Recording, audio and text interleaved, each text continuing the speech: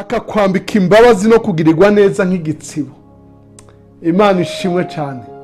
Wambikwe, umuntu wese abibone, umuntu wese abibone, ugirirwe neza, babibone ku kazi, babibone mu kibano, babibone mu muryango, babibone kwa muganga, babibone aho ubaye mu runganwa, abagenzi, abahafi n'abakure, bati koko yambitswe kugirirwa neza n'imbabazi nk'igitsibo. Bakunzi, twamaze dusanga ijambo ry'Imana mu kiganiro igihe cy'impemburo. Ndabaramukije amahoro ya Kristo. Ijambo dusangiye mu gitabo ca Zaburi 103, Zaburi 103 kuva ku murongo wa mbere ushaka ku murongo wa 4. Mugabo aho mpagarara ni ku murongo wa 4. Yose iraryoshe, no wifurije kuyisoma. Zaburi 103 murongo wa mbere ushaka ku murongo wa 4 ni Zaburi ya Dawidi. Mutima wanje himbaza Uhoraho, namwe ibihimbamo vyose muhimbaza izina ryiwe ryera. Mutima wanje himbaza Uhoraho, ntiwibagire ivyiza yakugiriye byose.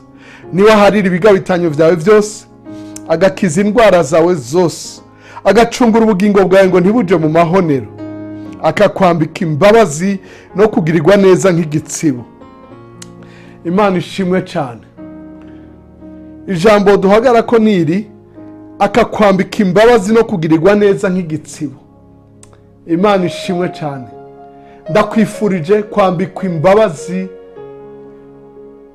no kugirirwa neza nk'igitsibo. Iri jambo imbabazi, kugirirwa neza, ni jambo riza ritekeye mu kintu kimwe twita faveur, gutoneshwa, kugirirwa ubutoni, gushimwa, kugirirwa igikundiro, kugirirwa ubuntu, kugirirwa imbabazi, kugirirwa neza, kugira amahirwe. Imana ikwambike faveur nk'igitsibo. Imana ishimwe cyane. Ukubona amenye ko wagiriwe neza n'Uhoraho, ukuzi amenye ko uri umuntu wagiriwe neza n'Uhoraho, utakuzi nakubona abona ikintu kidasanzwe kuri wewe. Imana ishimwe cyane. Hariho abantu baca mu vyago, umuntu akamenya ati uyu muntu ari n'ingorane. Kumwe ko muri Yesaya ngo yari umunyamibabaro, yarazwi nk'umunyamibabaro. Hari igihe uca mu bihe abantu bakavuga ati mujya muntu n'umugwayi, urya muntu araremvye, urya muntu yarahuye n'ingorane, urya muvyeyi abana be baragiye mu biyayura mutwe, baragiye mu busambanyi, baragiye mu buyobe n'ibindi n'ibindi. Ukumva uramugiriye akagongwe.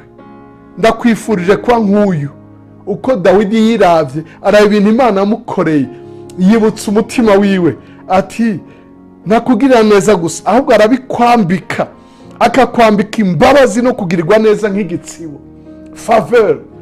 Faveur yatumye abantu bamwe bahindurirwa amateka.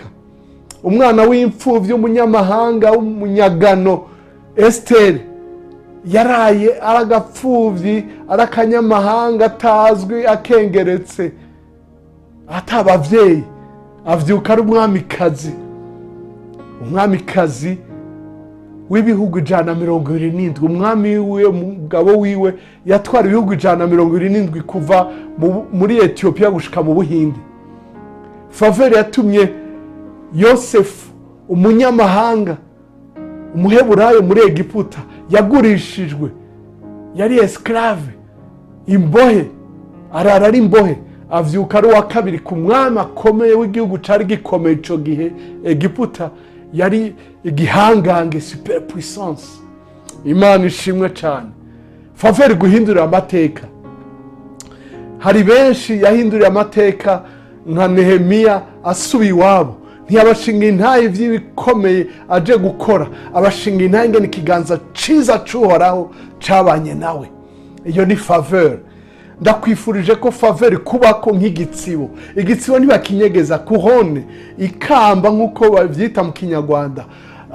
Wambikwe, wambikwe, umuntu wese abibone, umuntu wese abibone, ugirirwe neza, babibone ku kazi, babibone mu kibano, babibone mu muryango, babibone kwa muganga, babibone aho ubaye mu runganwa, abagenzi, abahafi n'abakure, bati koko yambitswe kugirirwa neza n'imbabazi nk'igitsibo. Urakoze kudutega yombi, nawe uba umuntu ashima Imana, uba umuntu ahimbara Imana, usaba Imana ikugirira ubuntu, wambikwe kugirirwa neza nk'igitsibo. Urakoze kudutega yombi, umererwe neza mu bawe no mu byawe, uragahezagirwa n'umuremyi wawe. Amen kandi amen.